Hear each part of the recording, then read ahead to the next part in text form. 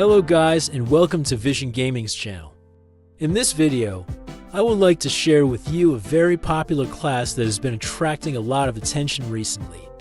That class is the Mage, or more precisely, the Prophet. So, what makes this class interesting and how to play it? Let's find out with me in this video.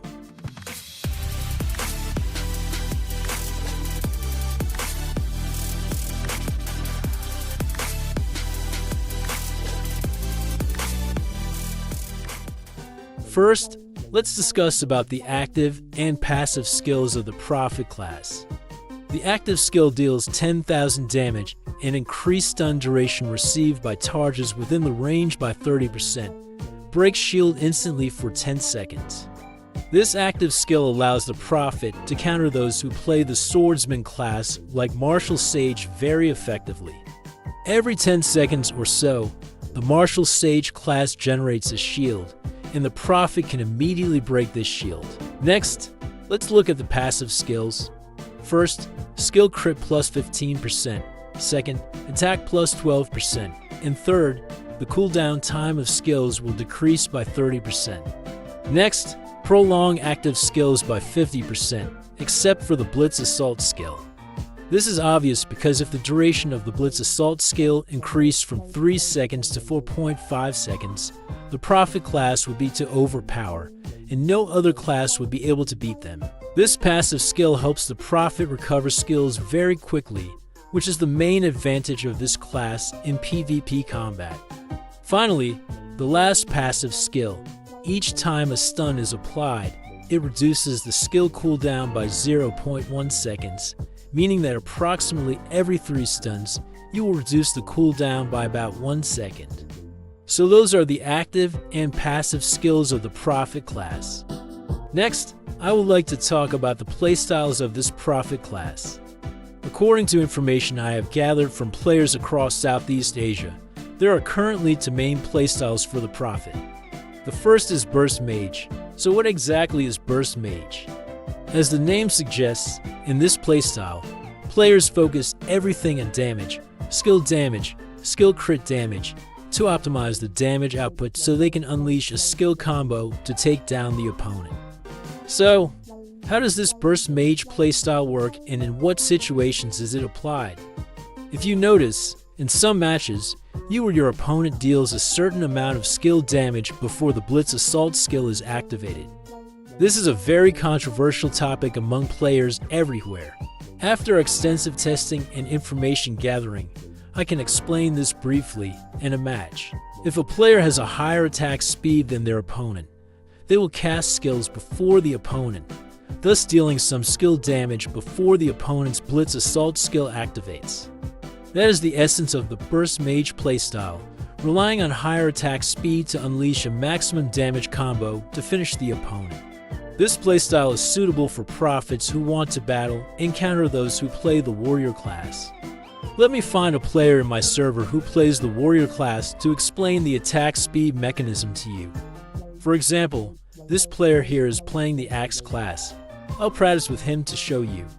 As you can see, at the beginning of the match, he loses a certain amount of HP before he can activate the Blitz Assault skill. Many players, and I have tested this in many matches. I believe that higher attack speed helps you cast skills earlier than your opponent, thereby bypassing their Blitz Assault skill. Since the attack speed of warriors is relatively low and slower than other classes, this Burst Mage playstyle is mainly used to counter warriors. However, if Burst Mages fight archers, it won't work. Archers always have higher attack speeds in this game, so Burst Mages can never cast skills before archers activate their Blitz Assault skill at the start of the match. I will test this for you against an archer. For example, this player here, archers usually have a max attack speed of 4.18, so there's no way Burst Mages can cast skills before archers. After the first skill round is cast, Burst Mages will quickly be taken down by archers due to their low HP, making them easy targets. This is the disadvantage of the Burst Mage playstyle, as they can only counter warriors but not archers. And you know, in this game, about 60 to 70% of players are archers. Therefore, many players are choosing the second mage playstyle, which is the tanky mage. Before moving on to the tanky mage playstyle, I would like to talk a bit about the conditions to switch to the mage class for those playing other classes. There are two specific conditions, the first of which is my recommendation. You should only switch to the mage class when you have at least 40 million combat power. Why 40 million? The reason is that if you switch to the mage class too early, without reaching 40 million combat power, you will be at a significant resource disadvantage. I don't force you to have exactly 40 million combat power to switch, but that is my advice. In my opinion, under 40 million combat power, you should still play as an archer. This is because before reaching 40 million combat power, you still need a lot of in-game resources from PvE activities.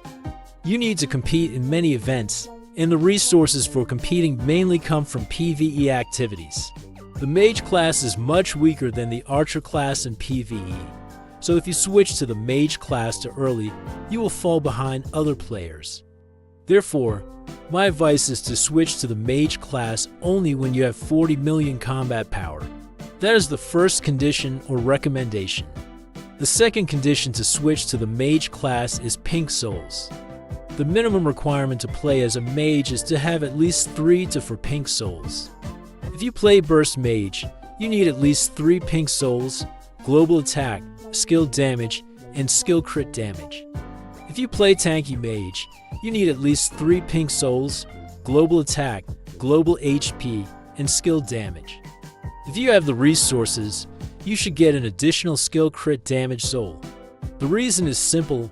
For burst mages, without the minimum 3 pink souls, your damage output will be very low, and you cannot create a skill combo to take down your opponent.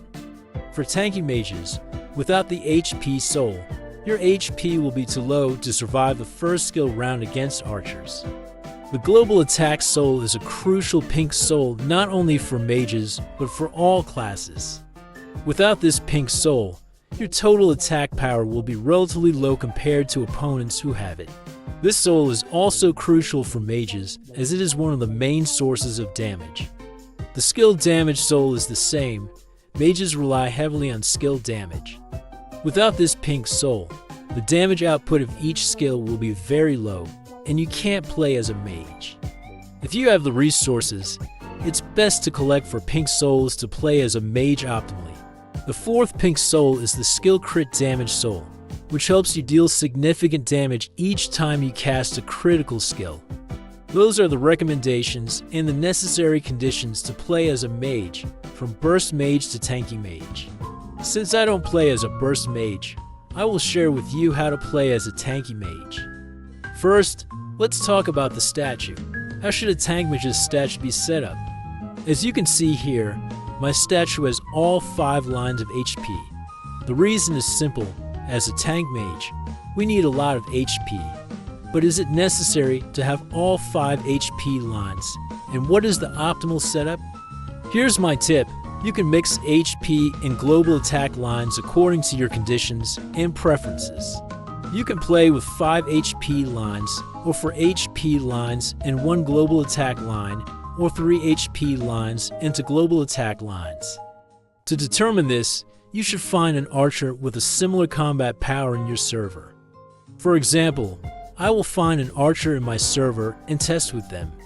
The reason we need to test is that as a tank mage, we need to survive at least 2 skill rounds in a match.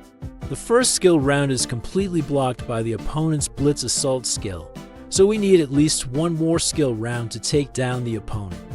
As you can see in this match, after the first skill round, I still have a lot of HP. That is the minimum condition you need to achieve. Adjust the HP lines on your statues so that you can survive at least 2 skill rounds, if not 3, to ensure you can take down your opponent in the second or third skill round. There is no exact formula for the optimal number of HP lines on the statue. It depends on your conditions and preferences. Use my tip to choose the setup that suits you best. Next, let's talk about Tech Park. How should tanky mages approach the Tech Park? As you can see in my Tech Park, my advice is to level up the attack, defense, and HP stats equally. Initially, I invested heavily in HP and defense, resulting in low damage output, so I had to level up my attack stat as well. Therefore, my advice is to level up all 3 stats equally or keep them within 5 levels of each other.